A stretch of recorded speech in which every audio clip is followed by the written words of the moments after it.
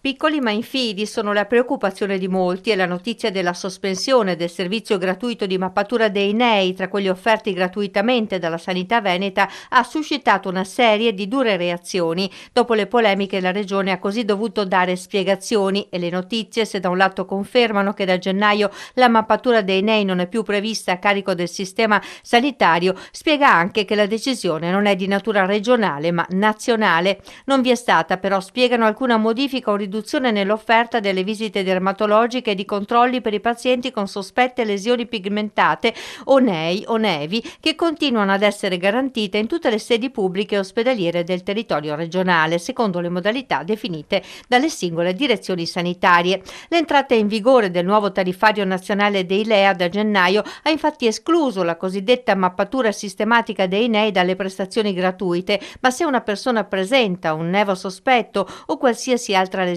cutanea dubbia, potrà sempre rivolgersi al medico di base o al pediatra, che se lo riterrà potrà prescrivere la visita dermatologica e, se necessario, anche la mappatura sistematica dei nei. La decisione non sembra avere a che fare con tagli economici o al bilancio sanitario, ma con una decisione scientifica. Lo screening sistematico di tutti i nei nella popolazione generale non ha infatti dimostrato efficacia nella riduzione dei melanomi invasivi né nella mortalità per melanoma. Per questo non è paragonabile agli screening oncologici di comprovata utilità come quelli alla mammella, al colon retto e alla cervice uterina. Questo non significa che la prevenzione sia meno importante, anzi resta fondamentale per adottare comportamenti prudenti e sottoporsi a controlli periodici del proprio medico curante, che saprà valutare l'opportunità di ulteriori approfondimenti dermatologici. Per la mappatura quindi sarà necessario rivolgersi al proprio medico di medicina generale, che valuterà il da farsi. La Regione Veneto inoltre precisa di non aver emanato alcuna delibera o indicazione alle aziende di riformulare l'accesso alle visite o ai servizi dermatologici.